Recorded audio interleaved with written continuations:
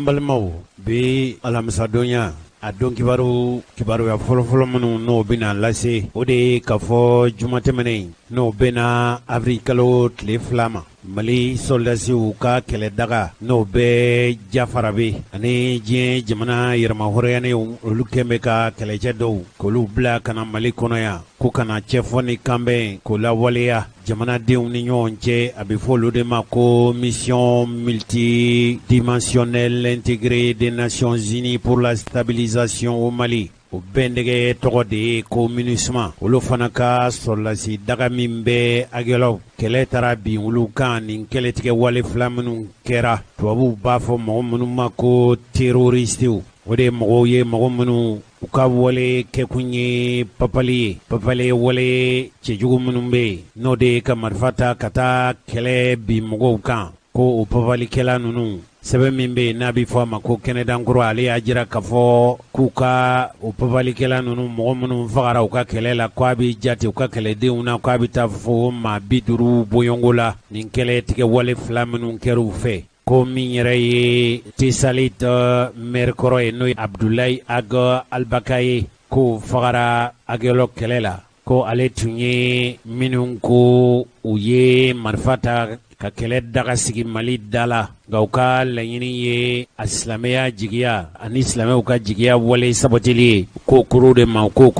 ko groupe de soutien à l'islam et aux musulmans n'o ye Yada Gale ale ka kɛlɛbolo ye sɛbɛn min bɛ yen n'a bɛ fɔ a ma ko kɛnɛdankura ale y'a jira k'a fɔ ko tajuru sara minnu wala kɛlɛbɛn min kɛra fugulanbulamantigi ninnu fɛ n'olu bɛ agɛlɔ n'o kɛra avril kalo tile 2 kɛlɛ senfɛ ko nin kɛra wasa ye u bolo diɲɛ jamana yɛrɛmahɔrɔyanenw ka kɛlɛcɛ i n'a fɔ u yɛrɛw ka maa min sigilen don Mali kɔnɔ yan n'o ye Mahamad Saleh Anadisi ye a fɔra k'a fɔ ale yɛrɛ bɛɛ labɛnna ɲɛmɔgɔya waati min dira ma ko forila yanni mɔgɔ kura ka na papalikɛla ani dansago wale kɛkulu jugu minnu bɛ yen ni tubabuw k'u ma ko terroristew ko olu sɔminen don ka taa bin mɔgɔw kan ka taa bin kɛlɛcɛw kan tuma min na u jandolen tɛ tuma caman ninnu bɛ taa bin Mali sɔrɔlasiw ka daga kan Mali sɔrɔlasiw ani u dɛmɛbaa minnu bɛ yen wala ka taa bin dugu dɔw kan o ko dongo ta kɛra jafara bɛ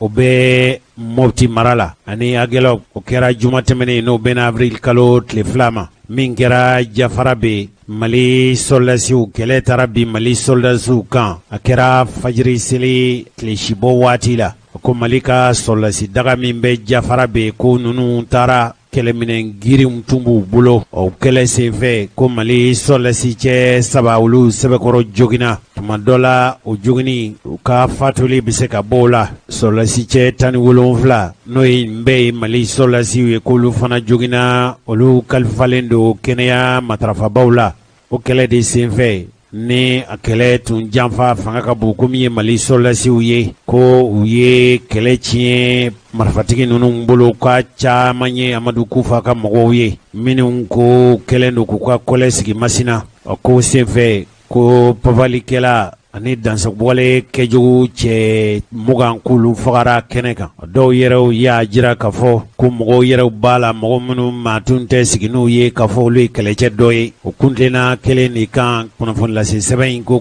min ye Mali sana kɛlɛcɛw ye olu fana nana fara Mali sɔrɔlasiw minnu sigi minnu bɛ kɛlɛ kɛ dugu ma k'a kɛra sabu ye ka daminɛlikɛla bingani wale ninnu ka bolifɛn 4 k'o bolifɛn ninnu bɛɛ lajɛlen tiɲɛ o ko kɛlɛ forila ni fɛn min ye ko ye Mali sɔrɔlasiw ka setigiya ye ni papali kɛlɛkɛ cɛkulu ninnu kan ko Mali yɛrɛ magwɛn sɔrɔ ka bɔ diɲɛ jamana yɛrɛmahɔrɔyanen olu ka sɔrɔlasi minnu bɛ yan Mali sɔrɔlasi joginenw u y'olu doni ka taa n'u ye Sevare min ye MINUSMA ye ale fana ka daga ko bin kɛr'o kan o kɛra papalikɛla ninnu ni diinɛ kɛlɛcɛw fɛ tubabu b'a fɔ mɔgɔ minnu ma ko jihadisiw ko kɛra agɛlɔ o ni Algérie dancɛ tɛ tɛmɛ kilo 200 hakɛ kan o kɛlɛtigɛ in senfɛ u ye lɛrɛ caman de kɛ kɛlɛ la o ko MINUSMA ko ka sɔrɔlasi cɛ 4 k'olu fagara nka setigiya min kɛra o senfɛ ko a ka dɔgɔn k'a fɔ ni ɲɔgɔnna wasa ka sɔrɔ kɛlɛ la kɛlɛ in ye min k'a la a bɛ lɛrɛ 3 ɲɔgɔn bɔ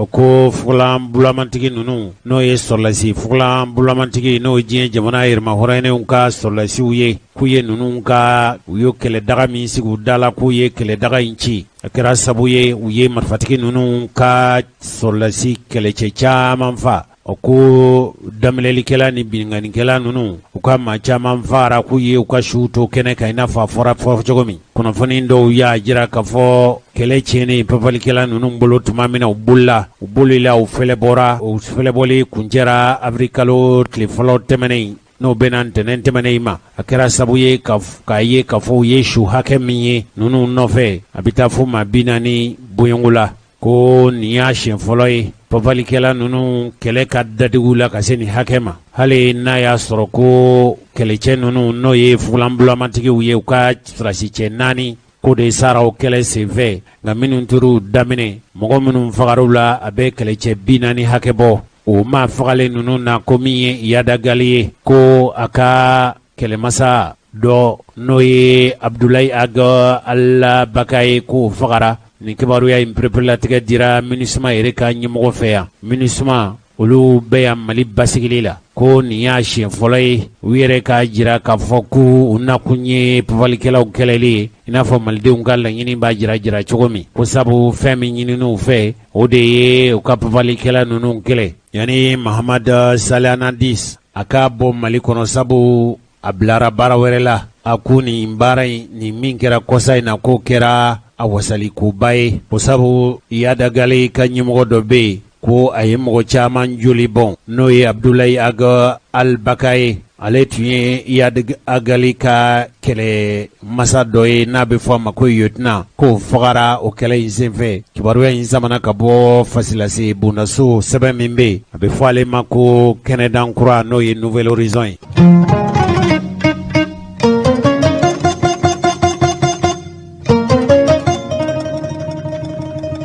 min ye Mali sɔrɔlasiw binkani wale cɛjugu minnu taara k'u sɛgɛrɛ jafara be an ka jamana yɛrɛ kɛlɛdaga ɲɛmɔgɔ olu ye lakaleli ani dandigɛli kɛ a ko kan olu y'a jira k'a fɔ u bɛ jamanadenw ladɔnniya tarata tɛmɛnen n'o bɛna avril kalo tile 21 ma fajiri magwɛn waati la papalikɛla ni dansago wale kɛjugu kɛba jugu minnu bɛ kɛlɛminan girinw tun b'u bolo olu taara ka taa Mali sɔrɔlasiw ka daga min bɛ Mopti mara la Mali sɔrɔlasiw kɛlɛ dɔnniya min n'u bɛ ka lami n'u ye kosɛbɛ bi olu ye ninnu ka dagaw ci ka b'u da la a kɛra u bilala baara min na ko Mali sɔrɔlasiw ye a baara kɛ ni wasa ye ko Mali sɔrɔlasi cɛ kelen ko fatura 4 bɛ u kɛlɛcɛw la olu joginna Mali sɔrɔlasiw binganikɛla minnu tun taara ka t'u daminɛ ko ye u ka kɛlɛminan dɔw minɛ Mali sɔrɔlasiw sɔrɔla ka bingani wale min taara k'u sɛgɛrɛ kɔnɔ k'u sɔrɔla ka fɛlɛbɔli daminɛ o fɛlɛbɔli senfɛ minnu taara bi Mali sɔrɔlasiw kan k'u ye u bolila k'u ka su caman to kungo kɔnɔ maa minnu joginna kɛlɛ senfɛ Mali sɔrɔlasiw y'a jira k'a fɔ olu donnina ka taa n'u ye furakɛlikɛyɔrɔw la a yɔrɔ kofɔlen u ye fɛlɛbɔli boloda ko fɛlɛbɔli tun tɛ senna fo ka se tarata tɛmɛnen ma wa o laseli in senfɛ Mali sɔrɔlasiw ka daga ɲɛmɔgɔ ko u bɛ dɔwdon kɛ maa fatulen n'o ye Mali sɔrɔlasi minnu fatura kɛlɛda la ni minnu joginna k'u bɛ dɔwdon kɛ Ala ka dayɔrɔ sumaw ye olu n'u ka kɔlɛ n'u ka denbayaw k'u bɛ dɔwdon kɛ u ye furew Ala k'u dayɔrɔ suma minnu bɛ n'olu kɛra joginfɛn ye ko Mali faamaw Mali jamana bɛna dabali ni fɛɛrɛ bɛɛ lajɛlen tigɛ olu bɛ se ka ladon k'u furakɛ ladon cogo ɲuman min na Mali kɛlɛdaga ɲɛmɔgɔ ko a bɛ Mali sɔrɔlasiw k'u fo k'u barikada u ka cɛfarinya baara in na ani jamana tangani baara in na u ka jamana kɔlɔsi ka jamana tanga dansago wale fɛn o fɛn bɛ yen n'o ye hadamadenya hakɛ olu kankɔrɔ sɔsɔ walew ye u k'u yɛrɛw minɛ ka bɔ olu ma tuma min na kɔnɔ Mali sɔrɔlasiw ka daga min bɛ yen ni kɛlɛ taara bin u kan Maliko kɛlɛbolo min bɛ yen u ka kɛlɛbolo fara 4 na o ɲɛmɔgɔ n'o ye colonel Umar Traoré ale wulila ka se sɔrɔlasiw fɛ f'u ka kɛlɛdaga la a yɔrɔ kɔfɔlen. Nous sommes ici aujourd'hui au nom anw bɛ nin kɛlɛda la bi du commandement des autorités hiérarchiques depuis le président de la République. k'a daminɛ kabini jamanakuntigiba la bi furancɛ fanga ɲɛmɔgɔba n'o ye colonel Bandaw ye. Chef de la transition, premier ministre, le vice. min ye jamana marabolo ɲɛmɔgɔ o daga ɲɛmɔgɔ n'o ye Mokhtar Wani ye ka se furancɛ fanga ɲɛmɔgɔ danga ma n'o ye colonel Azimu Goïta ye. Président ainsi que le chef d'état-major général des armées et tous les chefs d'état-major. ani Mali yɛrɛ minisiriw Mali kɛlɛcɛw ka minisiri fo ka se Mali yɛrɛ kɛlɛdaga ɲɛmɔgɔw bɛɛ lajɛlen ma. En leur nom pour témoigner de la félicitation de la nation. kana jamana ka wasa fɔ kɛlɛcɛ minnu ye papalikɛla ninnu binganikɛla ninnu ka dagaw la ye. Les jeunes se sont battus toute une nuit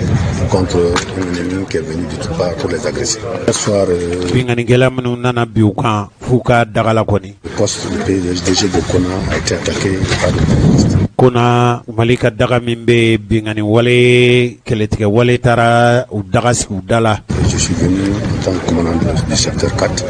ne ye kɛlɛdaga naani na ɲɛmɔgɔ de nana Mali sɔrɔlasiw lajɛ.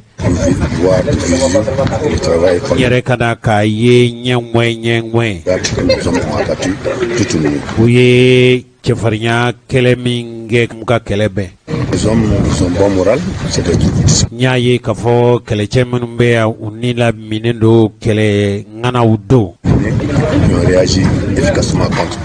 l'ennemi. u ye juguw kunbɛn ka juguw ka daga ci ka bɔ yen. Et pour faire un bilan très bon. Le conseil que je leur dis que le combat n ye bilasiralikan min fɔ u ye il faut toujours continuer à redoubler d'ardeur. fo ka dɔ fara cɛsiri ani janto de kan kosɛbɛ. Il ne faut pas qu'on dort sur nos lauriers. C'est pas une première victoire. Et nous comptons engranger d'autres victoires. Mali wasalen don wa Mali limaniyalen don k'a fɔ a bɛna kɛlɛ setigiya u sɔrɔ waati nata ninnu na.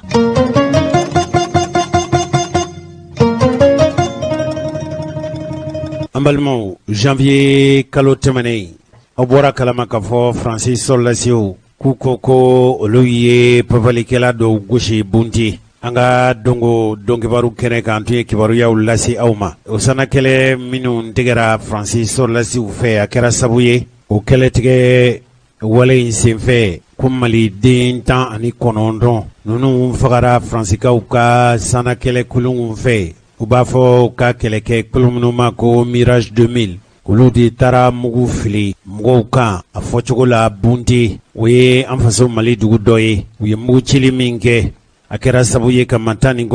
k'olu faga a yɔrɔ la mugu fɛ. Faransi fɛ k'olu ye maa minnu faga u ka mugu ci kun ye maa minnu ye k'olu ye papalikɛla ni dansagowale kɛbagaw ye minnu bɛ papali wale juguw ta ka mugu ci mɔɔw na k'u bɔnɛw ni na bɛ fɔ minnu ma ko terroristew. an balimaw Faransikaw ka minisiri min n'o ye u ka sɔrɔlasiw ka minisiri ye kɛlɛcɛw ka minisiri ye n'o ye Florence Parly ye. a tun bɛ anw fɛ Mali kɔnɔ alamisa tɛmɛnen a dɔgɔ furancɛ kelen ye bi alamisa ye. a ye tile fila sigi kɛ Mali kɔnɔ yan ani an ka furancɛ fanga ɲɛmɔgɔw Bandaw u ne ye ɲɔgɔn ye. ko a ye kuma daminɛ ni fɛn min ye o de ye k'a fɔ kunnafonilaselaw ye k'a fɔ olu ka kɛlɛcɛw n'o ye Barikani ye ko fɛn min kɛra Mali dugu la dugu min n'o ye bunti ye a ko a b'a perepelatigɛ yan k'a fɔ Faransikaw ka kɛlɛbolo min ni o ye kɛlɛ kɛ k'u tun bɛ papalikɛlaw de kɛlɛli la wa ko k'a b'a fɔ yan ka nɔgɔ bɔ a la pewu k'a fɔ olu ye u lakodɔn koyi wa u y'u dɔn ni lahalaya min ye u kɛlɛ la ka sɔrɔ diɲɛ jamana yɛrɛmahɔrɔnyanew n'o ye Nations Unies ye olu ka kɛlɛcɛ minnu bɛ yan ko k'olu ye seereya minnu sɔrɔ ka bɔ nin kɔlɔlɔ ye maa minnu sɔrɔ ko mɔgɔ 19 de fagara. o seereya ninnu y'a jira ale yɛrɛ ka fɔ la ka fɔ ko seereya ninnu maa tɛ o kɛ dalu ye ko sabu olu ye ɲɛfɔli kɛ ɲɛfɔli cogo min k'o tɛ tiɲɛ ye k'olu ye kɛlɛkɛ pankulu minnu ta k'olu bɛ pan sanlegɛlɛgɛ de la. seereya minnu sɔrɔla diɲɛ jamana yɛrɛmahɔrɔnyanew olu ka sɛgɛsɛgɛlikɛlaw fɛ min ye Florence Parly ye ko diɲɛ jamana yɛrɛma hɔrɔnɛnɛw ka seereya u ka sɛgɛsɛgɛlikɛlaw ministre y'a jira k'a fɔ kibaruya minnu fɔra ka bɔ olu yɔrɔ k'o tɛ tiɲɛ ye ale yɛrɛ kɔni fɛ k'u ka pankulu minnu bɛ yen n'a bɛ f'o ma hélicoptère an'u ka sanakulu ninnu k'olu ye lajɛli kɛ pereperelatigɛ yɛrɛ la ko u sɔrɔla ka u ka kɛlɛkɛ pankulu ninnu ta minnu bɛ u to sanfɛ ka gosili kɛ o tuma n'a y'a sɔrɔ ko olu ye kuma min fɔ ko tiɲɛ don ni dalu jɔnjɔnw b'u bolo munna u tɛ jaw jira ja minnu b'a jira k'a fɔ ninnu tun ye jihadisiw de ye ko furukɛlaw tun tɛ diɲɛ kɛlɛbolo bɛ yen n'u ye juguw gosi jugu minnu ye tiɲɛnikɛlaw ye i b'a sɔrɔ jaw bolo ja minnu b'a jira k'a fɔ olu bɛ kuma min fɔ tiɲɛ don diɲɛ jamana yɛrɛma hɔrɔnyalen olu ye minnu ci ka taa olu y'a jira k'a fɔ munna faransi yɛrɛ ni mali soldasiw mali faamaw tɛ sɛgɛsɛgɛlikɛla dɔw bila ka taa minnu bɛ baara kɛ ni jɛlenya ye ni u kan tɛ jurula mɔgɔ si bolo munna u tɛ o sɛgɛsɛgɛlikɛlaw bila ka taa Florence Parly ye nali min kɛ anw fɛ Bamakɔ yan ani a ɲɔgɔnna bɔɲɔgɔnko fila ɲɔgɔn n'o ye Estonie ani Tchécoslovaquie ye olu ka minisiri fila an'olu nana yan olu ni faransi de bɛ ka fara ɲɔgɔn kan ko farafinna tilebiyanfan bolo in papalikɛlaw kɛn bɛ k'u dagasigili minnu kɛ k'olu bɛ nin jamana kofɔlen ninnu k'u bɛ u dɛmɛ ni minisiri saba bɛɛ lajɛlen u taara jamana kɔrɔn fɛ u ka kɛlɛcɛ minnu bɛ yen ka t'u lajɛ hadamadenya yɛrɛ hakɛ matarafa kulu minnu bɛ yan olu y'a jira k'a fɔ kiiritigɛlaw ka taa k'u sɛgɛsɛgɛ dɛ faransi ye nin kuma minnu fɔ a ɲinini don faransi ni mali fɛ cogo bɛɛ lajɛlen na u ka nin ko in lajɛya hadamadenya yɛrɛ hakɛ matarafa kulu minnu bɛ yan caman y'i bolonɔbila kɛ nin laɲini sɛbɛn ninnu na an balimaw Aminata Dramane Traoré ale ye muso cɛsirilen mali kɔnɔ yan a lakodɔnnen don k'a jira k'a fɔ a tɛ siran nanzaraw ɲɛ tuma dɔ la nanzara caman bɛ yen minnu ni nanzara jamana ninnu marabaw da tɛ fili kelen na o caman bɛ yen olu ye ale baaraɲɔgɔnw de ye tuma min na u ye gɛrɛntɛ ta ka mali sɛgɛrɛ ale bɛ mɔgɔw la maa yɛrɛ bɛ se k'a fɔ muso fɔlɔ min bɛ mali kɔnɔ yan min bɛ jamana in lafasa ka bɔ nanzara marabajuguw ka kɔlɔlɔw la ale y'o mɔgɔ ye waati yɛrɛ tɛmɛna faransi ni l'Europe jamana o tun y'a bali a ka t'u ka jamana kan sabu a bɛ taali min kɛ a bɛ fura bɔ l'Europe jamana marabaw olu ka woro ɲɛma baara cɛjugu minnu bɛ k'u fɛ u bɛ kuma minnu fɔ ani an ka jamana marabaw da bɛ fili kelen na tuma caman hali ni ninnu nakun ye u yɛrɛw ka taɲini de farafinna dugukolow kan kɛrɛnkɛrɛnnenya na an fa dugukolo kan Mali ni an ka jamana marabajugu dɔw bɛ yen n'u bɛ kuma u bɛ kuma de k'a jira k'a fɔ faransi wala nanzara jamanaw nakun ye an faso dɛmɛni ye k'a sɔrɔ haju wɛrɛ bɛ u la min t'u ye hali ni tiɲɛni wale cɛjugu kɛra u fɛ tuma dɔ la an ka jamana marabajugu dɔw bɛ yen olu de bɛ fara faransi ani tiɲɛnikɛla nanzara tiɲɛnikɛlaw kan k'u ka tiɲɛniw ko o fiɲɛ ninnu datugu ale to mɔgɔw la a ye min fɔ buntiko la Aminata Dramane Traoré nkalon minnu tigɛra faransi fɛ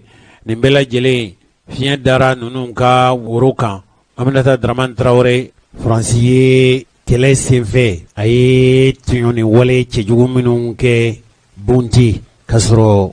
diɲɛ jamana yɛrɛma hɔrɔnyalenw olu ka sɛgɛsɛgɛlikɛla minnu taara faransi hakili la ko a bɛ se ka nin datugu i n'a fɔ jakumabo faransi fili la hali n'a y'a sɔrɔ kɛ an ka furancɛ fanga ɲɛmɔgɔw olu yɛrɛ fana kɛn bɛ ka nin ko in k'u mantɔn nin ko in kan k'a sɔrɔ nin kɛn bɛ bɛɛ bolo bi kamanaguan ni jigilatigɛ ye hadamadenya yɛrɛ hakɛ matarafaba minnu bɛ yen olu kɔni t'a fɛ ka nin ko in bila ten fiyewu sabu nin t'a siɲɛ fɔlɔ ye faransi bɛ nin dansago wale kɛ mali dugukolo kan min ye faransi ye n'u hakili la k'a fɔ u bɛ se ka to waati bɛɛ lajɛlen na ka ban tiɲɛ ma ka jɔnkala fɔ u ka fiɲɛ minnu bɛ yen u ka filibanciya baara minnu bɛ mali dugukolo kan k'u ban nin ko in ma nin cogo in na tan a bɛ se ka kɛ sabu ye wa a kɛlen don sabu ye ka faransi yɛrɛ mankutu tiɲɛ anw fɛ mali kɔnɔ yan hali u yɛrɛw ka politikitɔn min bɛ yen n'a bɛ fɔ o ma ko parti communiste français o ye kɛnɛ dɔw dayɛlɛ mɛ kalo tile 31 tɛmɛnen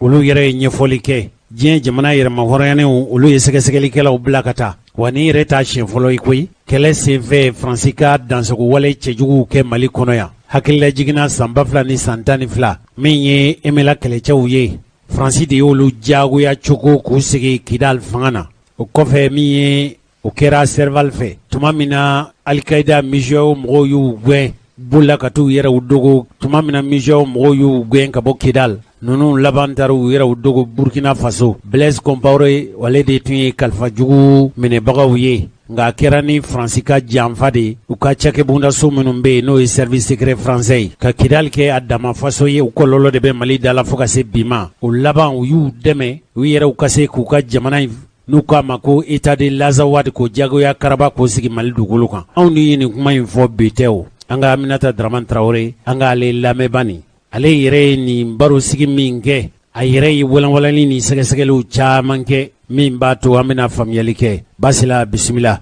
kɛrɛnkɛrɛnniyana Faransi ka nkalon in na da sera ma an ka Aminata Dramane Traoré an k'a lamɛn. Ni ka taa bɔnbɔ fili mɔgɔw ka b'u ka kɔɲɔ la k'i da ci a la sɛgɛsɛgɛli min kɛra n'u nana ka na jɔ a la k'a fɔ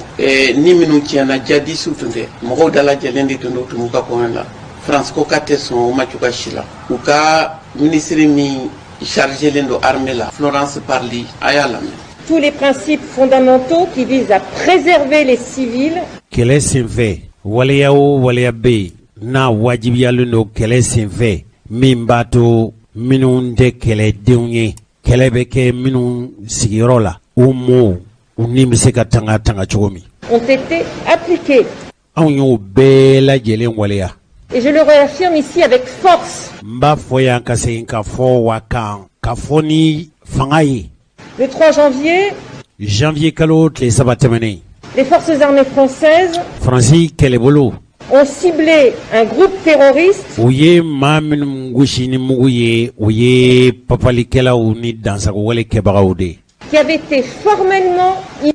u lakodɔnna jɔnjɔnna k'a dɔn pereperetigɛ la olu de don. Identifiés comme tels. K'u lakodɔn k'a fɔ jati la ninnu yɛrɛ don. Des éléments terroristes. Ninnu ye papalikɛla kɛlɛbolow de ye ni ye Florence Parly ka kuma ye. Yala Aminata Dramane Traoré y'a faamu cogo min an ka Aminata Dramane lamɛn a ye jaabi di o la. U dalen d'u yɛrɛ la an sɔnna ban t'a la donc fɛn o fɛn bɛ se ka olu ka baara kɔsa k'a yira k'a fɔ k'u ye fɛn kɛ min man ɲi ko da kana mago de la n delila k'a fɔ jɔnmaya kɛlɛ de don nka a ka jugu n'o bɛɛ ye nkalonma kɔrɔ n'a ye bunti bɛna kɛ sababu de ye ka fɛn yira an tun ma fɛn dɔw faamu an bɛ se ka faamuyali caman kɛ parce que min kɛra bunti ta ni ɲɔgɔn dɔ kɛra kabini 2013 la bavure ma daminɛ bunti koyi kabini kona bavure daminɛ n b'a fɔ ko fɛnɛ lamɛn dugutigi dɔ Mayiga a bɔra foro la ka n'a sɔrɔ a den 4 a ka dudenw olu su dalen a nan'o de sɔrɔ a y'ale lamɛn ba. Waati yana yako ne ka kofare ai kubi kai kat ai kai ka kasauna kan aga lani mfamala Aminata bu Adama bu Zainabu bu Aliyu bu bortaci an yirala k'a fɔ ko u nana anw dɛmɛ de k'u welela de k'anw de ka kɛlɛ don donc u y'a ŋaniya kabini o tuma hali ni tiɲɛ kɛra fɛn o fɛn mana kɛ Mali de kan ka o responsabilité kan ka imputer Mali de la. David Jada y'o ɲininkali de kɛ k'a yira k'a fɔ ni sisan ni mɔgɔ minnu sara Mali de ka su puisque u nana an dɛmɛ de. Nin ɲɛfɔli ni bugunatigɛ in bɛna kɛ sababu ye min b'a to faamuyali bɛna kɛ an balimamuso ye nin cɛsiri baara minnu kɛ nka tuma dɔ la n'i y'a ye k'a fɔ Faransi bi farinya nin ɲɔgɔnna walew la i n'a fɔ Florence Parly ye nali min kɛ kɔsa in na anw fɛ Mali kɔnɔ yan dunkibɛriw tɛmɛnen ninnu n y'a jira u la k'a fɔ Florence Parly ko a tɛna jɛn n'a ye olu ka sɔrɔlasiw ka lagosi ka lanɔgɔ u mankutu ka tiɲɛ ka sɔrɔ u nakun ye anw dɛmɛli ye ka papalikɛlaw kɛlɛ. Ja bɛnkan de bɛ yen bɛnkan min n'o kɛra Mali marabaw ani Faransi ni ɲɔgɔn cɛ min bɛ k'u n'o kɛra dansago wale n'o kɛra damatɛmɛ ye n'o kɛra fili baara ye hali tuma dɔ la n'o kɛra dabɔnkama baaraw ye Faransi tɛ se ka nɔ bɔ Faransi marabaw tɛ se ka nɔ bɔ u ka sɔrɔlasi minnu bɛ Mali dugukolo kan Mali kɛlen don ninnu bolo i n'a fɔ u b'u ban ka guwanforo de la. N balimamuso Aminata Dramane Traoré a ye tali ni sɛgɛsɛgɛli dɔw kɛ min bɛ o dakun jira. Deux versions s'opposent. Fɔcogo fila ninnu bɛ ɲɔgɔn kankɔrɔ sɔsɔ nin ko la. Celle des Maliens. Malidenw ka fɔcogo. Celle des Français qui démontent. Fransikaw olu fana ka fɔcogo minnu bɛ u dama kasi. Tout dommage collatéral. Ka fɔ tiɲɛ o tiɲɛni bɛɛ latigɛ nin kɛlɛ in senfɛ olu ka sɔrɔlasiw bɛ kɛlɛ min na Mali dugukolo kan. 3 ans après, où en est-on? 3 ans après, où en est-on? 3 ans après, où en est-on? Alors depuis 3 ans, la famille Maïga qui affirme que 4... Ni san saba laban ninnu na. Alors depuis 3 ans, la famille Maïga qui affirme que 4 de ses membres ont été tués. Oba kalama kafo Francis ka sollasio uye muchi dudo oluka duden sabaka falikola. Ne se résigne pas. O mami ngadu mo fagara amako bla fieu. Elle cherche à obtenir réparation auprès des autorités françaises. Tieni min donu kun bafe Francis marabaw ko tieni tonyoni wale ni ani tieni jugu min donu kun kaladla Francis fanga nyamaw fe. Alors elle s'est par exemple tournée vers l'ambassade de France à Bamako. U yera u kala yini tu menye Francis rekala sigiden so mimbe kata idama kashi folu yoro. Ouvert des bases militaires françaises au Mali. Minumbe no lu kera sabuye ka Francis ka kele dagaw daele kele kaunda ele Mali dugoloka. Mais après toutes ces démarches, elle s'est finalement vue opposée okala yini uyo illa yini minun ke umanye sura la sabu anana ye kafo bali wale be par un procureur malien. En faso jamana sharia matarafa baga do fe. Ce document, ka sebenyira alors c'est un SOFA. o sebe min gononana C'est en français un accord sur le statut des forces militaires. no be dandegeli ke Francis solasi ube malidu golokan ubi malidu golokan bengani la halaya minu na no kera benganye Mali marabawu oni Francis jamana nyamago ni nyonche. Il est signé entre la France et le Mali. Bengan bluno bla sebenkera Francini Mali che. Et précise notamment le statut juridique des soldats français lorsqu'ils interviennent sur le sol malien. Francis keleche minu be Mali du golokan nu be Mali du golokan ube ya kechugo minu na la nyini minu bala ube ya kanka minke no ye ko minu no sra dilindu ma no bise ko bela jelenke Mali du golokan. Ça signifie que quand la France o benga nununa bengero kan tuma min ni Francis be Mali du golokan ya u ka kelechew entre en guerre, elle signe des contrats. ni Francis bita kelela jamana o jamana dugolo kan Francis no jamana fanga nyamago bu bolono blake bengando de la ina fo ko minun kan ga latige o nyoche. Effectivement, et ce contrat prévoit tiendo o bengano non o ye kodo nyesigi toutes sortes de choses, toutes bêtes et très concrètes, comme par exemple halini tumadola haklite son kumunuma halini tumadola o konunu ni keli manka. Par exemple, que les soldats français ont le droit de conduire avec leur permis français sur le sol malien. O doye jumai Francis solasi munbe Mali du golokan sebe mimbe iya Maria ni molifen bi bolo ika bolifen boli jamana konona na Francis solasi u ka sebe mimbe bolo no ye yamaria sebe ya be fo mi ma ko permis de conduire nunu bise ka mobile boli o la Mali du golo fambela jelenka. Mais il y a aussi un article pour le coup là qui m'a davantage étonné. Ani fana bengan do be ni bolono blakero la o yene kamana gwan kosobe. C'est l'article 9 Oui, sharia kolo konontonai qui dit que la partie malienne ode nyefolike komiye Malita faye Mali fanganyemo prend à sa charge la réparation des dommages causés aux biens ou aux personnes. tieni o tieni no kera mugo la no kera jamana konona na mana ke tieni sugu ya kera ka tieni se mugo mao kera ka tieni se bolufe mao no koni kera be Y compris ani fana lorsque la partie française en est à l'origine. na fora hali na ya soro Francis solasi ude o tieni nunu ke no ludi kera sabuye. Autrement dit, si la France tue des civils, par exemple lors de raids, inafo Francis solasi u ka kele senfe no ye muguchi mugola minunte solasi no kera sabuye kulu ni toala. elle n'est pas juridiquement responsable. Sharia koko atiseka nomine waire no sharia ka buluka ano shitala atiseka nomine. Non, la famille Maïga ne peut pas se retourner contre la France pour O saratege la ko anfaso Mali du goloka sisa. Ne Francis solasi ye muguchi jamana demuna hali no te kele chai. Otuma Francis te sarali foike anotala hali na no bala tseka no mine wali cheni miunkera o cheni nunu dlali olu musaka otida Francis konfieu pour obtenir réparation. Kala dlali ke tunyoni mamnu zoro Francis tejo o tunyoni nunu olu musaka koro. Elle ne peut se retourner que contre l'État malien.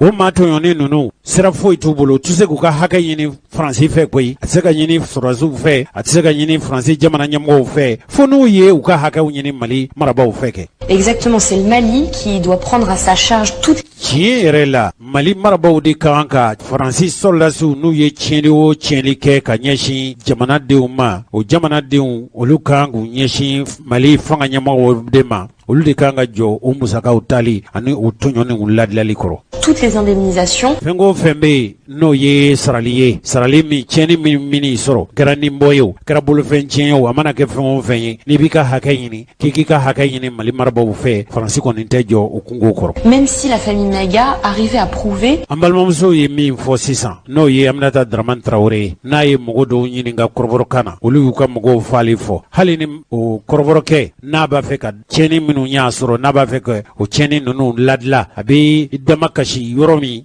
Que les Français sont responsables de ces frappes. Hali n'a y'a sɔrɔ kɛ Faransi de ye mugu ci ale ka mɔgɔw la o tuma a tɛ se k'i dama kasi Faransi ka a dilan a bɛ ɲɛsin Mali marabaaw de ma. Et qu'a-t-elle obtenu? Yala a ye ɲɛ sɔrɔ a la wa? Alors pour l'instant, la famille Maïga n'a rien obtenu. Fo ka se nin yɔrɔ in ma nin kɔrɔbɔrɔkɛ in ka denbaya minnu fagara o den minnu fagara fo ka se nin yɔrɔ in ma hakɛ si ma di a ma i n'a fɔ nazaramuso in y'a jira cogo min. Nin y'a nazarakan ye an t'an balimamuso lamɛn Aminata Dramane Traoré ale ye nin ko in faamu cogo min an ka nin lamɛn a ka hakilinata ye ya hakili jagabɔ min kɛ min b'a to an bɛna faamuyali sɔrɔ nin lahalaya ninnu na. Bisimila Basi la. Ne ye min faamu ni kulomada mun y'a to ninnu daba an da kan mun y'a to an tɛ se k'an yɛrɛ b'u bolo parce que an yɛrɛ dama sɔnnen tɛ ɲɔgɔn ye. Ne ye kuma dɔw mɛn dɔw ka jate la ko hali ni Faransi ma kɛ ka ɲa n'i y'a ye anw minnu bɛ ka fɔ an ma Faransi wele bi an ma wele sini a ka kɛlɛ de don a bɛ ka min fɔ k'a ye accompagner de tɛ bɛn ne ma cogoya si la k'u nana an accompagner i bɛ mɔgɔ accompagner mɔgɔ min y'i wele i bɛ mɔgɔ accompagner mɔgɔ min ye décision ta k'a fɔ k'a bɛ taa kɛlɛ la décision in an ka décision tɛ kɛlɛ in a nana coron an kunna de k'an ka wuli k'a kɛ jagoya la koloni fasa Jango Sissoco ye nin kuma fɔ tubabuw yɛrɛ Laurent Fabius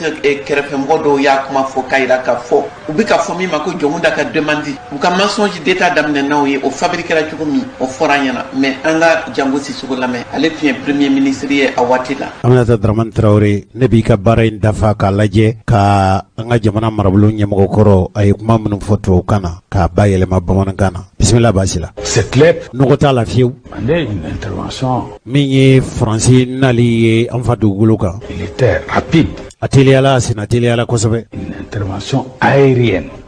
Min tun fɔra o tun ye sana kɛlɛ ka magwɛnse an ma sana kɛlɛ cɛ la ani sana kɛlɛ minɛnw na. C'est précisé une intervention aérienne. A pereperelatigɛ tun dira k'a fɔ Faransi n'a bɛ magwɛn ta ka Mali sɛgɛrɛ sana kɛlɛ komi o fɛɛrɛ bɛ anw na Faransi ka magwɛn bɛ kɛ o kɛlɛkɛminɛn n'o kɛlɛkɛcɛw ye ka an ka kɛlɛcɛw magwɛn dugukolo kan. Nous n'avions pas besoin anw tun mago wɛrɛ tun tɛ d'une intervention au sol. K'a fɔ ko Faransi k'a ka kɛlɛcɛw bila ka na Mali dugukolo kan wa i n'a fɔ anw ka kɛlɛcɛ minnu bɛ kɛlɛ kɛ dugukolo kan an tun haju tɛ Faransi ka kɛlɛcɛw dugukolo kɛlɛcɛw la k'an dɛmɛ nin kɛlɛ la. Nin ye Jango Sissoco ye hali bi k'an balimamuso dɛmɛ a ka baaraw la yala nin tun y'a siɲɛ fɔlɔ ye nin dansago wale cɛjugu in ka kɛ Faransi fɛ wa min ye Aminata Dramane Traoré hakilina ye o filɛ nin t'a siɲɛ fɔlɔ ye Faransi ka mɔgɔ faga min tɛ djihadiste ye a siɲɛ fɔlɔ tɛ nin père de famille nin n'o ye Maïga ye o kɛra kabini a daminɛ ko na an y'o fɔ o bɔlen kɔ a la 2017 la an ka sɔrɔdasi 11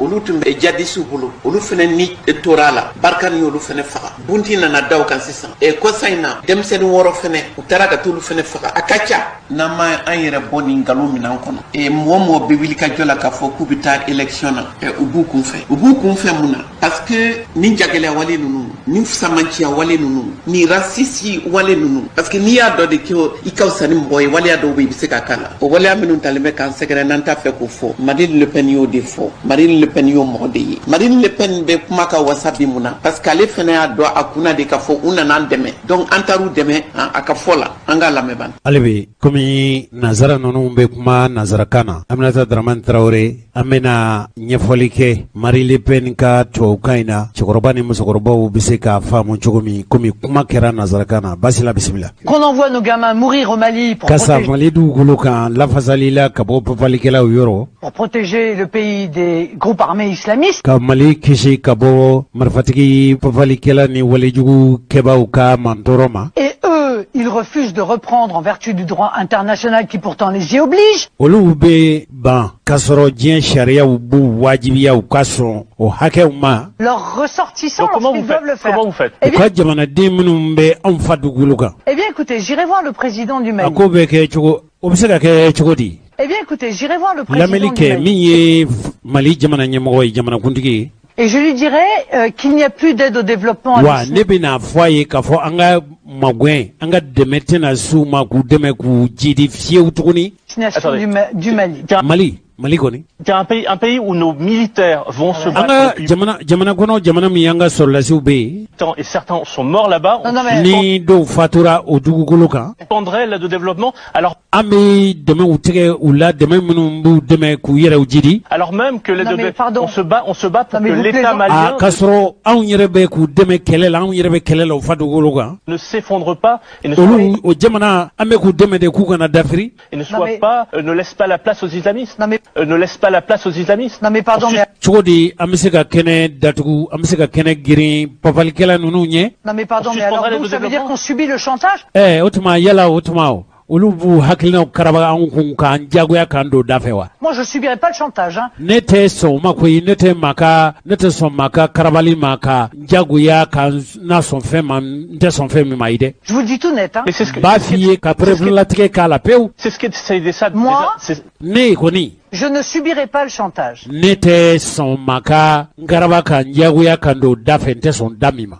Mais Nicolas Sarkozy disait la même chose. Nami Nicolas Sarkozy rei. Je vais faire pire que ça. Emmanuel Macron dit la même chose. Macron yɛrɛ fana bɛ nin kuma kelen balimaw nin kuma minnu fɔra nazarakan na n'an y'o bayɛlɛma yala an balimamuso Aminata Dramane Traoré Marie Le Pen ye kuma min fɔ a ye ale yɛrɛ y'a faamu cogo di nin jɔnmaya kuma ninnu nin karabali kuma ninnu an ka Aminata Dramane Traoré an k'ale fɛla lamɛn bani kabako. Marine Le Pen ka fɔ la an taar'u dɛmɛ an ka sɔrɔdasiw bɛ ka sa u ka mɔgɔw bɛ ka émigrer ka na yan nɔ ko u k'u bolo bila sɛbɛn na walasa n'an y'u gɛn u k'u reçoit k'u tɛ sɔn n'u ma sɔn n bɛ wuli ka taa se Mali président ma donc an ka président min bɛna élu ala o tigi ma sɔrɔ fɔlɔ mais u labɛnnen don ko makɔnɔ u ye min mɔ ka don tɔw bolo u bɛna o fɛnɛ mɔ ka don o tigila mɔgɔ bolo an bɛ se ka sɔn ma cogo di nkalon kan maliyɛnw an ka ɲɔgɔn lamɛn an ka hakili jagabɔ kɛ an kunkolo ka baara kɛ an kana to ɲɔgɔn senkɔrɔma cɛ in ni juguya kisɛ bilen y'an yɛrɛ dama ni ɲɔgɔn cɛ o man ka to cogoya si la an ka fili nin tiɲɛ ma ni tiɲɛ ye min ye c'est que ka ta 2013 la fo ka taa se bi ma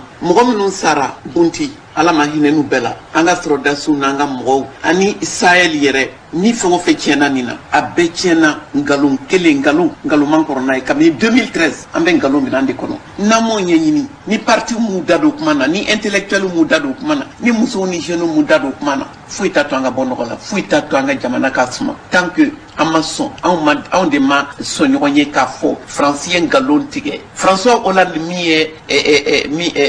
y'a daminɛ ale François Hollande kelen de y'a sɛbɛn a ka livre kɔnɔ k'ale y'i to Élysée bureau kɔnɔ ka décision ta k'a fɔ k'a bɛna an bɔ bolo la a bɛ tɛmɛ o kan mais ni n ko hakili jagabɔ o de b'an bɔ bolo la bi ani ka ko to ɲɔgɔn ta la n'an m'a k'an yɛrɛ ye ala y'a kɛ buntin ta nana ka n'u kɔ da kɛnɛ kan u ni Nations Unies ka kuma ma deli ka fɔ ɲɔgɔn kɔ o de kɛlen filɛ nin ye an ka avantage b'o la o bɔlen kɔ Emmanuel Macron ye kuma min fɔ kɔsa in na k'a yira k'a fɔ cɛnin na olu de taara se Libi ma ka Libi firi a da kan ko kawo min bɛ Libi u ka responsabilité don o gɔngɔn sera an ma yan nɔ a da sera o ma donc nin ye ko fila de ye ala barika la Nations Unies ka cɛsiri k'a yira k'a fɔ ka tiɲɛ di an ka mɔgɔw ma k'a yira k'a fɔ an balima minnu fagara kɔɲɔ de tun don jadisiw tun tɛ o ye argument de taille de y'an bolo bi k'a démontrer k'a fɔ kabini a daminɛ a tɔ bɛɛ kɛra tan de ne tɛ mɔgɔ 22 minnu sara ne t'o dɔrɔn da France kun dɛ mɔgɔ fɛn o fɛn sara tiɲɛni fɛn o fɛn kɛra an ka jamana kɔnɔ a n'a déstabilisation a bɛɛ bɛ fɛn kelen de nɔfɛ aw ka da la aw kana da la an sɔnna an ma sɔn Emmanuel Macron a kɔnɔna fililen bɛ Covid ko la bi cogo min ale kelen de bɛ décision ta o de b'a ni français cɛ bi o Emmanuel Macron kelen ale fɛnɛ de ko a bɛ décision ta cogo min France a bɛ décision ta an bara yan ten démocratie tɛ o an tɛ démocratie la o n'an tun bɛ démocratie la foyi tun tɛ Florence Parly permet kana ka ni can k'i jɔ anw ɲɛkɔrɔ yan nɔ bi u bɛ malo de kɛnɛ kan logiquement u kan ka dɔn de ka fo jota la mais démocratie ko tɛ kunnatigɛlenya baaraw de don o kunnatigɛlenya baaraw bɛ sɔrɔ min fɛ parce que Covid ko min filɛ nin ye Covid nana dɔ de fara gɛlɛya kan fara u ni Chine ni mɔgɔ tɔw bɛ ɲɔgɔn na min na n delila ka fɔ n ɲɛna bɔda u bɛ bɔda min ɲini n'u b'a fɔ o ma ko relance économique o relance économique tɛ se ka kɛ cogoya si la f'u ka na ɲɛɲini anw bara yan an tɛ keguya sa an ka keguya k'a dɔn k'a fɔ kuma lasurunyana fɛn min kɛra bunti u bɛ kati gɛlɛya min na u bɛ nkalontigɛ min na u y'o nkalontigɛ de y'an se nin yɔrɔ in na ka taa 2013 la fo ka taa se bi la ntuma fɛ k'o de fɔ ye n t'a fɛ ka don mɔgɔ si gasi la mais n y'a faamuya cogo min na n bɛ k'o de fɔ a kana k'an kɔnɔ ko an ye jamana kunnanko de ye k'an yɛrɛ ka an ka kɛwalew de ye nin bɛɛ las'an ma n'an y'o kɛ dɔrɔn an b'an bugɔ bere de las'u ma an ka défense ye min ye drone ko tɛ avion de chasse ko tɛ nombre de soldats ko tɛ tiɲɛ an bɛ wuli ka jɔ kɛ kuma min kan est ce que an yɛrɛ ɲɛ bɛ ko la est ce que an ye faamuyali kɛ n'an ma faamuyali kɛ n'u y'an lafili n'an y'an yɛrɛ to o fili minɛn kɔnɔ u b'u sago n'u dunga k'an ka jamana na wa fo ka taa kɛ min ye an si tɛ se ka bɔ ka taa yɔrɔ la bilen n'u m'an kɛ bolokɔni taamaseere ye jamana min dɛsɛra a yɛrɛ kɔrɔ an taara jamana min dɛmɛ hali o dɛmɛ fana ma nafa ɲɛ u ye halisa u bɛ ɲɔgɔn na caman banna an bɛ ɲɔgɔn na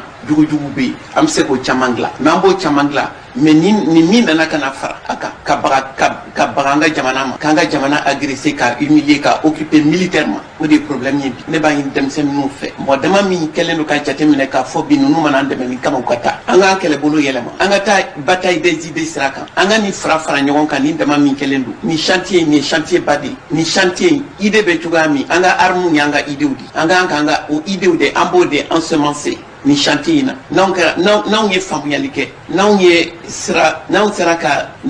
faamuyali kɛ an bɛ se ka kɛ sababu ye ka tɔw bɔ bolo la parce que a daminɛna anw de baara la nkalon dara anw de la an tɛ ɲɔgɔn fɛ min an sɔnn'o nkalon dɔw ma walasa ka ɲɔgɔn kɛ bolokɔni taamaseere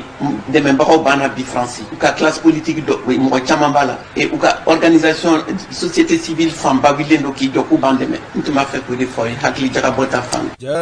balimamuso Aminata Dramane Traoré i ni ce an y'i ka baara kɛlen an y'a sɔrɔ bɔlɔlɔ sanfɛ an y'a ye k'a fɔ ye kuma nafama caman fɔ hali n'a tun y'a sɔrɔ k'a fɔ an ye baro caman kɛ nin ko ninnu kun kan an y'a lajɛ ka an ta dɔ fara kan cogo min an ka jamana cɛkɔrɔba ni musokɔrɔbaw jamana in bɛ lahalaya min na faransi ka kɛlɛcɛw bɛ an ka jamana dugukolo kan e k'a lajɛ bani n'a fɔra k'a fɔ tuma min na muziyaw o tun ye Mali minɛ ka Emela tun taara i kuma dogo kalifajugu minɛbaa fɛ Burkina Faso n'o ye Blaise Compaoré ye u laban u nana kɛ farafin bɛ Kidal u wulila olu nɔ kan ka Kidal farafin bɛɛ gɛn tuma dɔ la k'a tɔ to farafinw ye min b'a to Azawad jamana bɛ se ka jɔ Faransi fɛ farafin minnu bɛ Kidal guyana dɔw fagara a wajibira dɔw kan ka boli o mɔgɔ hakɛ minnu fagara ka sabu kɛ kɔngɔ ni minɔgɔ ye minnu bolila n'u tun y'u kunda Gawo kan u senna Faransi ka dansago wale minnu n'u bɛ ka kɛ Barikani fɛ Talatai Gawo ani Minɛka cɛ denmisɛn minnu n'u taara k'u bɛ taa donsoya kɛ u bɛ taa fɛlɛbɔ kɛ u bɛ taa kamiw wɔlɔw ani zonzanw u bɛ taa olu gɛnni min kɛ kungo kɔnɔ san 18 ka se san 20 ma olu fagara Faransi ka pankolon kɛlɛcɛw fɛ n'a fɔra ka fɔ Bondier Talatai u ye fali minnu kɛ o yɔrɔ la u y'u bɛɛ nkalontigiya ka denmisɛnnin gansanw minɛ i n'a fɔ olu ye papalikɛlaw ye k'a daminɛ kabili tuma min na u bɛ farafinw minɛ k'u kɛ jɔn ye fo ka se Rwanda u y'a damatɛmɛ u y'a dansago wale ɲɔgɔn na fana kɛ Rwanda 1994 don kelen da kelen Faransi ma jɔn a la jɔnkala k'a fɔ u ka wale ninnu dansago ni kojugu kɛra la n'i y'a ye k'a fɔ hali Algérikaw ni Faransi tɛ ji kɛ ɲɔgɔn tɛgɛ bɛ u y'a ɲɔgɔnna baara jugu kɛ Algérie jamana ka Mali yɛrɛ ye Algérie dɛmɛ u kɛlɛla kosɛbɛ wa don kelen da kelen Faransi ma deli ka jɔn a la u ye fali jugu ni tɔɲɔni jugu minnu ta ka mɔɔw sɛgɛrɛ kabili an ka jamana bɛ Faransi ka jɔnya la fo ka se bi ma n'a fɔra k'a fɔ dɔgɔkun tɛmɛnen sɛgɛsɛgɛli dɔw fana kɛra k'a fɔ Faransi ka jɔda bɛ Tutsiw ka fagali la Rwanda nka hali ka se nin ma Faransi ma sɔn a ma fiyewu laada la Faransi tɛ jɛ n'a ye fiyewu o tuma dɔgɔkun tɛmɛnen ni Faransi ko k'ale ma mɔgɔ faga Bunti Barikani fɛ u ye mɔgɔ minnu faga o somɔgɔw ɲɛna n'a fɔra k'a fɔ Florence Parly ale bɛna nin jagɛlɛya kumaw fɔ i n'a fɔ Aminata Dramane Traoré y'a jira cogo min don min na malidenw ɲɛ bɛ yɛlɛ a tɛna diya Faransi da la dɛ nin tun y'an ka sɛgɛsɛgɛliw ye baara Traoré ale ye baara min kɛ an ye dafali de kɛ wala an ye baara dɔ de fara kan a bɛ se ka faamu cogo ɲuman min na nka ni fili sɔrɔla Aminata Dramane Traoré ka baara kɛlenw na an bɛ hakɛto ɲini k'a fɛ an balimaw tɔnkɔnɔ murutilen a jira k'a fɔ pankulun cakɛbondaso kura min bɛ an fɛ Mali kɔnɔ n'a bɛ f'a ma ko Sky Mali ko o ka pankulun tun bɛna bi Gawo pankulun jiginso la ka sabu kɛ fiɲɛ fanga tun ka bon kosɛbɛ ani ni pangulun be jigi pangulun so la kan ka sira minnu minɛ o sira ninnu tiɲɛni tun don n'o la marisikalo tile 27 tɛmɛnen ko sɔɔni ko pangulun tun bɛ bin Gawo yɛrɛ pangulunso la nka ko min ye faransikaw ka sɔrɔlasiw ye olu ka magwɛn de y'a to Maribabi ye ɲɛfɔli kɛ kibaruya in sɔrɔla ka bɔ faransikaw yɛrɛw u ka sɔrɔlasi minnu bɛ Mali dugukolo kan u ye ɲɛfɔli kɛ k'a fɔ mɔgɔ 100 ni mɔgɔ 5 ninnu bɛɛ lajɛlen tun bɛ Sky Mali ka pangulun kɔnɔ o pangulun jigintɔ Gawo pangulun jiginso la marisikalo tile 27 tɛmɛnen k'a ye gɛlɛya sɔrɔ ka sabu kɛ fiɲɛ tun fanga ka bon kosɛbɛ sanfɛla lahalaya tun gɛlɛyalen don ni avion yɛrɛ bɛ jigin a kan ka jigi cogo min na o mina minnu bɛ yen ko o mina ninnu fiɲɛ sɔrɔl'o la cɛncɛn tun fanga ka bon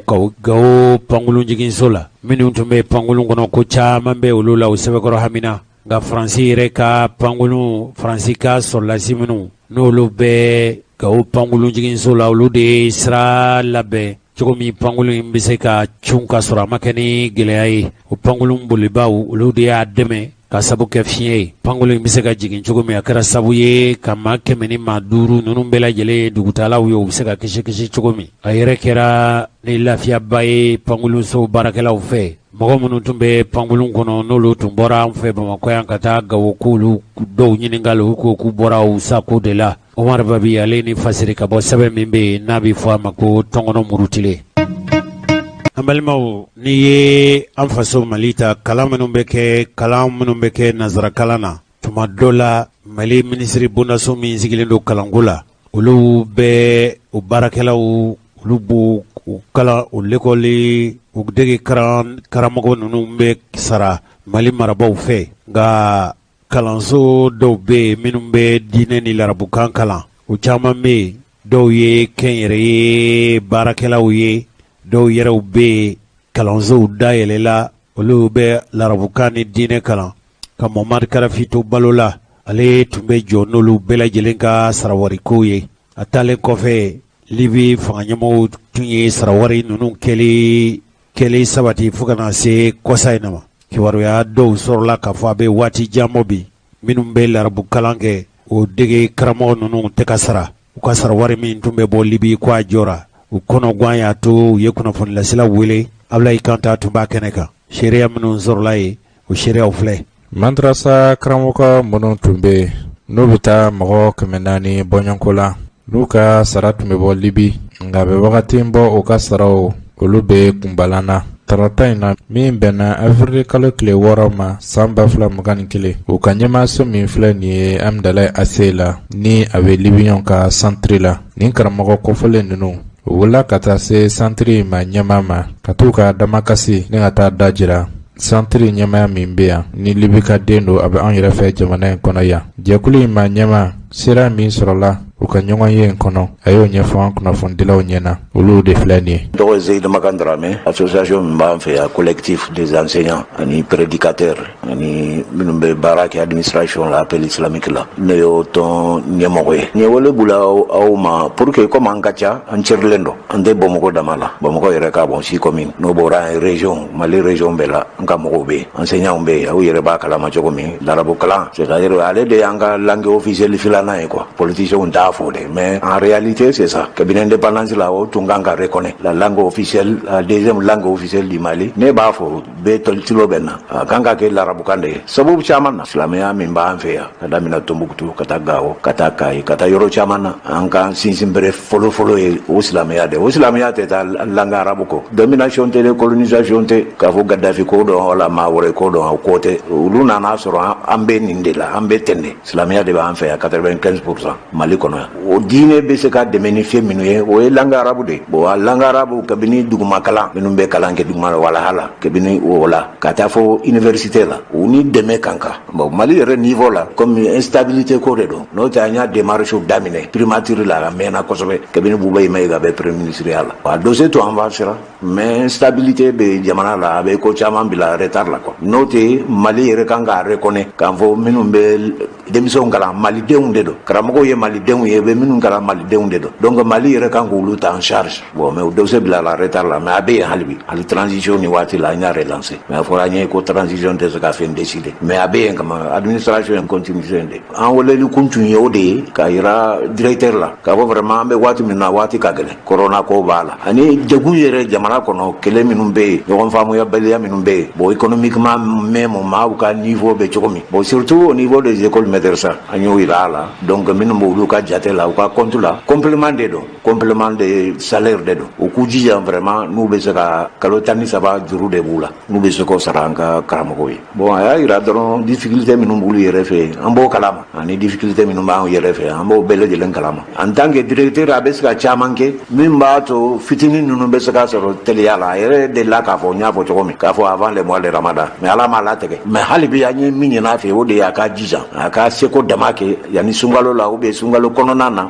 ani kalo 13 nin bɛ se ka sɔrɔ ale ye libyen de ye a bɛ bɔ Libi de peu près 400 et quelques enseignants madrasaw la o waati mɛnna quoi a daminɛna a mɛnna prédicateurs bɛ yen mais enseignants olu de ka ca ani minnu bɛ baara kɛ yan yɛrɛ an bɛ ka ancien n'an bolo dɔn pour que vraiment ni solution bɛ se ka sɔrɔ a la teliya la n'a ma kɛ sunkalo ɲɛ a ka kɛ au moins première quinzaine du mois de Ramadan n'Ala sɔnna o ka se ka kalo 13 nin sɔrɔ ɲagami t'a la prédicateurs y'u ta sɔrɔ mais ɲagami ko tɛ ni jamakulu bɛ yɔrɔ yɔrɔ aw yɛrɛ b'a kalama rumeurs bɛ des informations sans fondement ne yɛrɛ journaliste de j'étais à l'essor j'étais à leur terme il faut vérifier toujours quoi source u ka information source ye jumɛn ye bon minnu bɛ baara la min y'a kuma souligner yɛrɛ Dawuda Jara ale bɛ yan plus de 30 ans donc ni fɛn bɛ yen min bɛ tranche min concerné ale b'o kalama mais jamako dɔn u bɛ fitinin min yan ils en font autre chose quoi o de ko dɔn n'o tɛ bon discrimination tɛ yen minnu ta bɛ na o de b'a de d'u ma ne kɔni b'o kalama et j'en suis sûr 100% minnu ta bɛ na bi de ma a kɛra université taw ye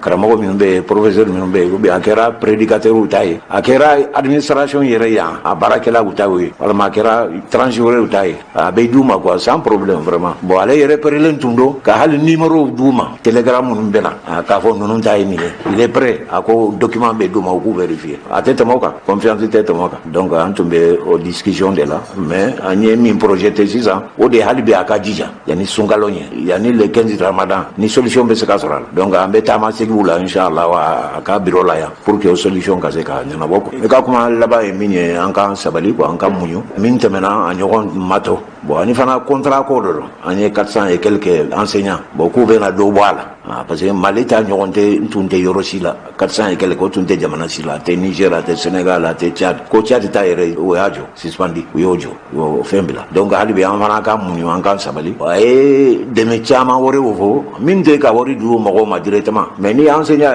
i mako bɛ niveau de la recyclage ko b'a la a y'o programme caman fɔ bon o kan k'a di enseignants ma ni sunkalo tɛmɛna o ni sara yɛrɛ tɛ kelen ye quoi bon parce que an nakun yɛrɛ ye sara ko nin de ye a ye programme caman wɛrɛw fɛ mun bɛna kɛ programme caman wɛrɛ o min bɛna kɛ mais an mako bɛ min na teliya la bɛɛ lajɛlen ɲɛ b'a la quoi an y'a bɛɛ fɔ a ye bana min cunna bɛɛ lajɛlen kan jamanaw bɛɛ lajɛlen kan bon gɛlɛya minnu nana o sababu kosɔn ani fɛn wɛrɛw an y'o bɛɛ lajɛlen fɔ a ye bon ale yɛrɛ bɛ yen a b'a bɛɛ lajɛlen kalama ale yɛrɛ tun bɛ location de la a dɛsɛra k'a sara wari ko tɛ dɛ mais circonstances ani difficulté minnu bɛ jamanaw kɔnɔ o de ko don n'o tɛ ko sisan ka $1000 ko ci Mali la par exemple tubabu de b'olu fana ko u b'a vérifier de est ce que ni ci terroriste de ma ou bien a bɛ ci sababu jumɛn kosɔn donc munumunu salon caman de bɛ a wari kow la sisan a tɛ comme fɔlɔ donc an ye faamuyali sɔrɔ an b'a ɲini bɛɛ lajɛlen fɛ an ka sabali hali bi bon an k'an bolo di ɲɔgɔn ma an ka sabali n'Ala sɔnna n'a ma se ka kɛ yanni sunkalo cɛ peut-être yanni le 15 Ramadan o bɛ se ka sara inchallah an b'an sen n'an bolo da olu yɛrɛ bɛ yan b'u yɛrɛ u ka dirigeants don ka fara an ka collectif yɛrɛ ka bureau mɔgɔw kan an b'aw fɔ ka nali la Ala k'an to